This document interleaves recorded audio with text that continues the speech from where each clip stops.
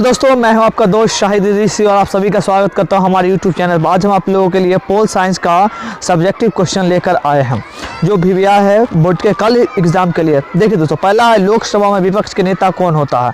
लोकसभा में विपक्ष का नेता कौन होता है? तो लोकसभा में विपक्ष का नेता सत्ता पक्ष को छोड़कर विपक्ष में जिस राजनीतिक दल की संख्या सबसे अधिक होता है वही विपक्ष का नेता होता है। दूसरा क्वेश्चन है, गुट निरपेक्ष आंदोलन के दो उद्देश्य को लिखे। गुट निरपेक्ष आंदोलन के दो उद्देश्य को लिखे। तो गुट निरपेक्ष आंदोलन के दो उद्देश्य निम्नलिखित है। पहला है सैनिक गुट का विरोध। तो भारत का हमेशा यह विचार रहा है कि सैनिक गुट बनने से युद्धों की संभावना बढ़ जाती है। दूसरा है जातीय भेदभाव का विरोध। जब संसार का कोई भी देश जाति प्रथा के भेदभाव को अपनाता है तो भारत सदैव उसका विरोध करता है। रंग भेद की नीति क्या है? तो रंग के आधार पर भेदभाव किया जाता है, उसे रंग भेद की नीति कहते हैं। भारत रंग भेद की नीति का हमेशा विरोधी रहा है।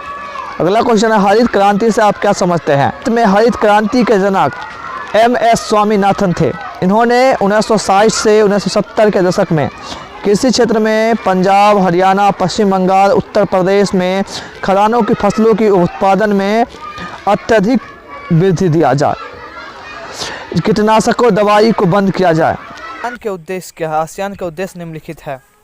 दक्षिण पूर्व एशिया में आर्थिक प्रगति को त्वरित करना एवं उसके आर्थिक अस्तित्व को बनाए रखना। दूसरा है इसके क्षेत्र में एक साझा बाजार तैयार करना तथा सदस्य देशों के बीच तैयार करना।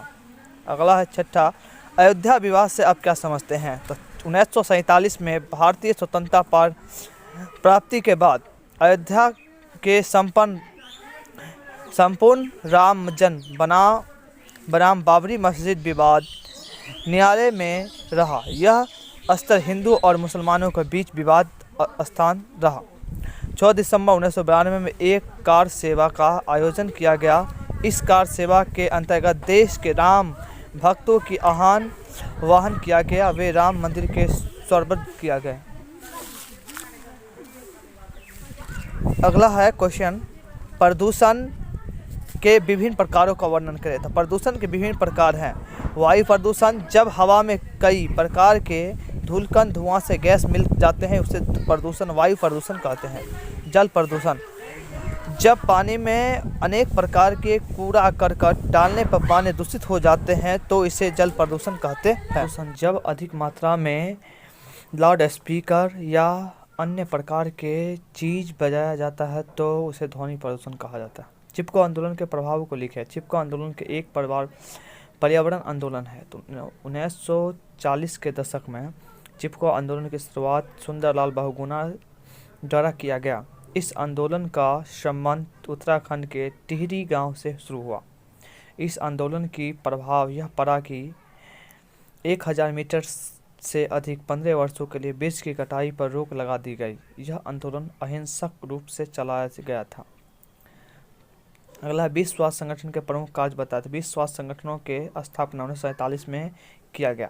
इसका मुख्यालय जिनेवा में है। इस संगठन का मुख्य उद्देश्य विश्व के देशों के आम जनता को स्वास्थ्य के अन्याय को दशा को प्राप्त करना। अगला है लास्ट, निःशस्त्रीकरण की परिभाषा दे। निःशस्त्रीकरण का अर्थ है कि अगर विश्व में